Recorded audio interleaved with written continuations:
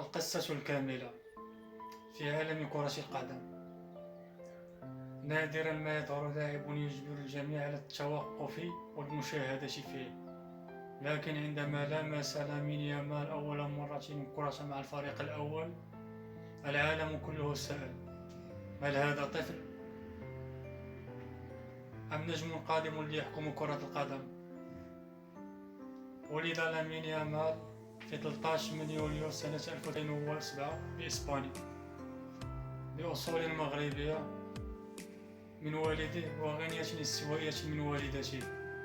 نشأ في بيئة بسيطة مثل آلاف الأطفال، لكن الفرق كان واضحا منذ البداية.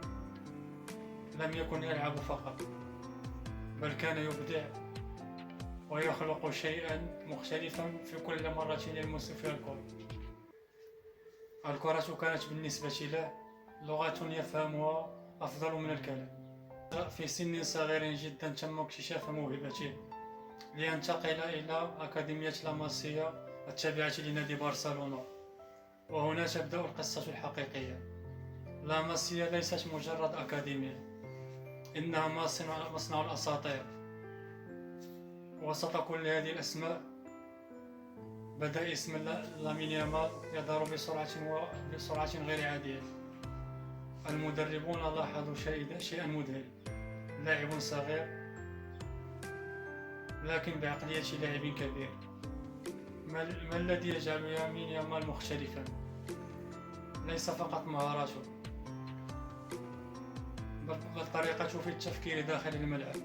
يقوم باللعب بسرعة، يتخذ قرارات جريئة، لا يخاف من المواجهة. هذا النوع من اللاعبين لا يصنع بسهولة، كأن لديه خبرة سنوات، إلا أنه لم يبلغ حتى 18. في عام 2023 ظهر لامين يامال، حيث جاءت اللحظة التي غيرت كل شيء. تم تصعيده إلى الفريق الأول ليصبح أصغر لاعب في تاريخ النادي يشارك في مباراة رسمية. تخيل الضغط: ملعب مليء بالجماهير وفريق بحجم برشلونة، لكن يامال دخل وكأنه يلعب في الحي بكل ثقة.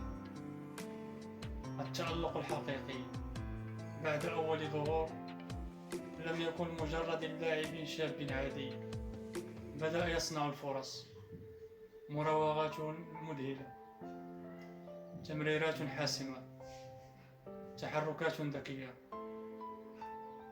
الجماهير بدأت تتعلق به باسمه، والإعلام بدأ يطرح سؤالا: هل نحن أمام نجم عالمي جديد؟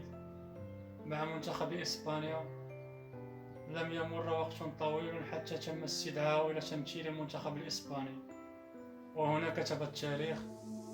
سجل هدفا ليصبح أصغر هداف في تاريخ منتخب إسبانيا. في تلك اللحظة لم يعد مجرد موهبة استثنائية، بل أصبح اسما عالميا. التحديات والضغوط، لكن الطريق ليس سهلا.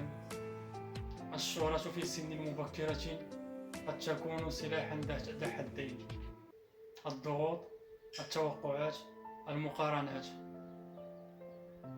خاصة مع أساطير مثل ميسي وكزافي وإنيستا. السؤال: هل يستطيع لامين يامال الحفاظ على مستواه أم أن الضغط سيؤثر عليه؟